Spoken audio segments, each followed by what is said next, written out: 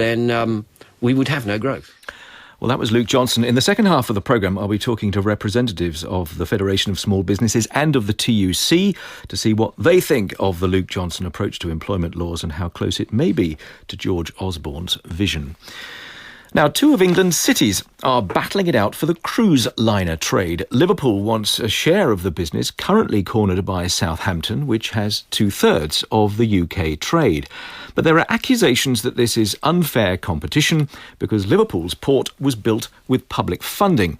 We'll be talking to leaders from both cities in a moment. First, Melanie Abbott with the background to all this, Mel. Southampton's been associated with cruises for well over a century. It's big business for it, more than 300 ships a year. That's over 1 million passengers.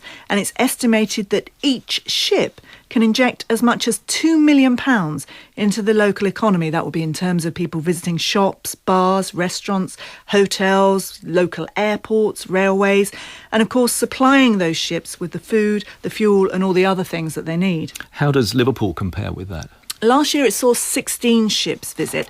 Unlike Southampton, these ships can only call into the port for a visit. It does have a port where they can dock. It's called Langton Dock, but that's not considered to be in the best position. It only gets 2 or 3 liners a year. In fact, Fred Olsen liners pulled out of Liverpool last year.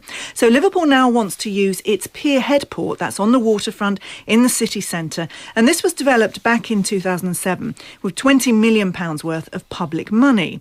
The last Labour government imposed a restriction on this, saying that the port couldn't be used as an end or start point for cruises. That's what's known as the turnaround market. And this was so that it couldn't be accused of being in unfair competition with other ports around the UK that haven't received this public subsidy.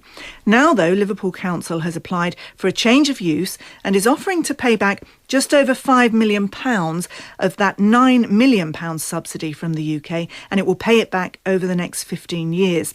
The Department for Transport's put this idea out for consultation. The consultation ends in a month's time.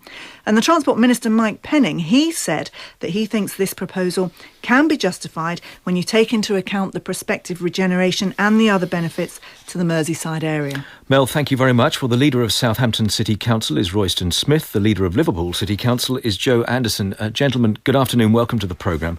Good afternoon, Julian. Joe Anderson, what difference would this make to Liverpool if you got the change you want here?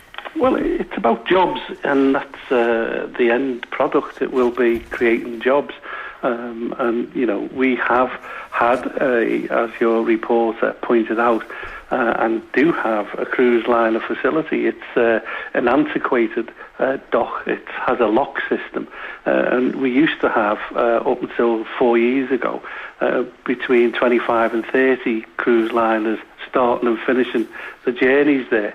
Unfortunately, that's gone down to 3 because of the antiquated lock system, and that's why we've asked for permission to partially change the use so it doesn't, you know, it remains a call-in facility, but we also change it to a turnaround facility. Do you deal with the argument about where the original money came from? Because the suggestion is that this is unfair competition because you are in a position to bid for this off the back of public money. Well, we accept that there shouldn't be public subsidy in terms of providing unfair competition. But you've already had the public money, that's the argument. And the fact is that we've made an agreement with government to pay money back. Now, if you accept that we borrowed from, well, we got a grant from the UK government of £9 million and we're offering to pay £5.3 million back, I think that given that we are only asking for a partial change, it's not a complete change. It will not change it completely. I think that's a good deal for the government. And if you look at the depreciation of that money, I would have thought that £5.3 million back from central government was a good price and a good deal for central government. Let me hear the Southampton perspective. Why, Royston Smith, is this necessarily bad news for Southampton? Well, to put a bit of background on it, the total subsidy wasn't 9 million, of course. It was more like 20 million because there's European money involved in that too. And let's be clear about this. European money is only our money being recycled through the European Union and back into this country. So it's still a public subsidy. And if you take that £20 million, and if you think that's a good investment for the city of Southampton, the port of Southampton, to suggest that perhaps the 5th cruise terminal which is a £30 million private investment, may now not be viable. What you're saying is it's acceptable to use £20 million of public money to put at risk £30 million of private money. That's very quick and dirty explanation. But the and principle, just to be clear about that fifth terminal, just so that people listening are across that, there has been a suggestion, hasn't there, of the building of a fifth terminal. That, as I understand it, is currently on hold. It is. It's been delayed for the time being, and in no small part because we don't know what's going to happen about Liverpool and this public money. I mean, the principle is very, very clear. The Port of Liverpool is owned by one of the most wealthy companies in the country, and they could very easily just pay this money back, all of it, in its entirety, and then compete as a private company with all the other private companies in the country. And at the moment, there seems to be an issue in Liverpool where people feel it's okay to use public money to compete with private money elsewhere, and frankly, I don't. Mine's a very simple argument. Public money should never be used to compete with private sector investment. I'll put that back to Joe Anderson in a moment. Hold on a second, because I don't want us all to talk at once. But back to you, Royston Smith, on the effects of this. I asked why necessarily Southampton suffers as a result of this change, were it to go through.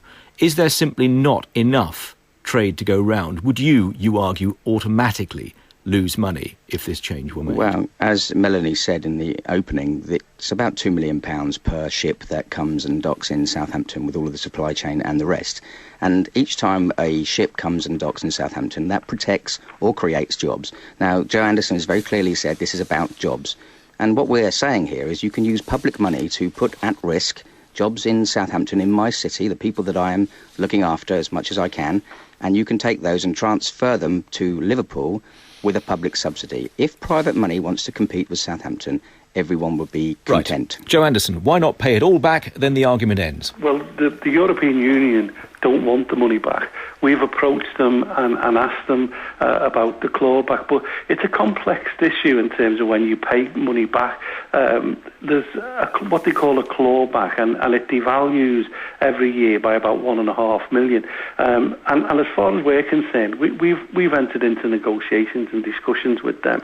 We believe we're doing everything fair. I accept Royston's argument about subsidy. I accept that. That's not an issue for us, and we will pay it back. But we've been told we will pay back what we get asked to pay back. If the European Union come to us and say that we want that back, and let's be clear about this, Southampton have had investment from UK governments, as have all of the ports across the country, and it's right that we try to expand the cruise market sector, and we need to do that. Liverpool is no threat whatsoever to Southampton. Okay. See, we talk about 300 ships going into Southampton. Liverpool is less than 5% of the market.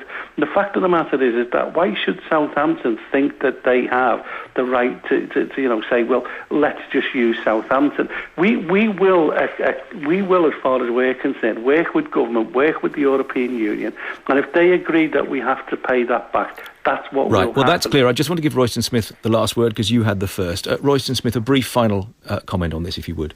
Well, I think it's, as I said, that the owners of Peel Ports are very, very wealthy business, and they can afford to pay this without any problem at all, and then they would be competing on a level playing field. But I think it's not fair for Joe to say that, Southampton thinks it has the right to have all the cruise ships. Southampton thinks this. The leader thinks he wants to protect jobs in Southampton, and I think that's admirable.